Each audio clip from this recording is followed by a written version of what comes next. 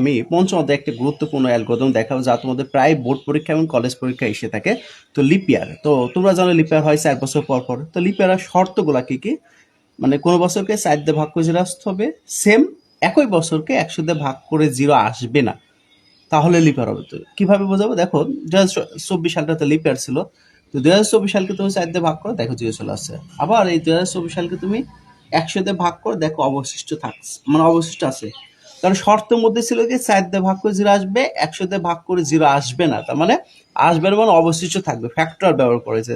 কারণ জিরোর ফ্যাক্টর করলে হচ্ছে 1 আসে, মানে ফ্যাক্টরালে কখনো 0 আসে না, তার মানে 100 দিয়ে ভাগ করে কি অবশিষ্ট থাকবে, দেখো অবশিষ্ট আছে। তাহলে এই শর্ত পূরণ করছে, তার মানে লিপার। কিন্তু কিছু কিছু বছর আছে ব্যতিক্রম, যে আমার এই কন্ডিশনটা প্রথম কন্ডিশনটা পূরণ করে না। যেমন 2000 সালটাকে দেখো 4 দিয়ে ভাগ করে 0 আসতেছে, আবার 100 দিয়ে ভাগ করে 0 আসতেছে। তো 2000 সালটা আমার এই শর্ত পূরণ করে না। কিন্তু 2000 সালটা লিপার, কারণ 2000 সালটা দ্বিতীয় কন্ডিশন পূরণ করে, মানে 400 দিয়ে ভাগ করে 0 আসবে। 2000 সালকে তুমি 400 দিয়ে ভাগ করো, তাহলে 0 চলে আসছে। তো 2000 সালটা আমার প্রথম কন্ডিশন পূরণ করে না, কিন্তু এই কন্ডিশন পূরণ করে। আবার 9600, এই 9600 এই সালটা হচ্ছে 4 দিয়ে ভাগ করে 0 আসে, 100 দিয়ে ভাগ করে 0 আসে, তখন হচ্ছে এই কন্ডিশন পূরণ না করলে তখন 400 দিয়ে ভাগ করে 0 আসবে। ঠিক আছে? তো যাই হোক, আমি এটা ফ্লোচার্ট দেখাই।